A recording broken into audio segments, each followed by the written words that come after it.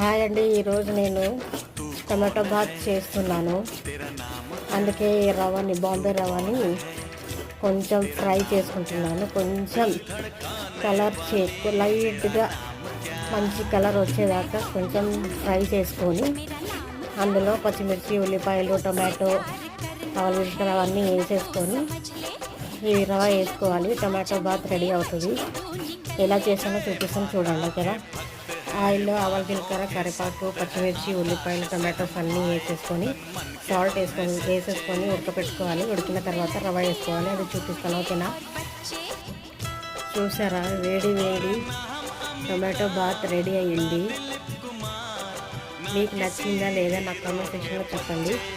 ఎవరైనా నా ఛానల్కి కొత్తగా వచ్చినట్లయితే సబ్స్క్రైబ్ చేసుకోండి, లైక్ చేయండి, షేర్ చేయండి, కామెంట్ చేయండి. ఓకేనా ఫ్రెండ్స్?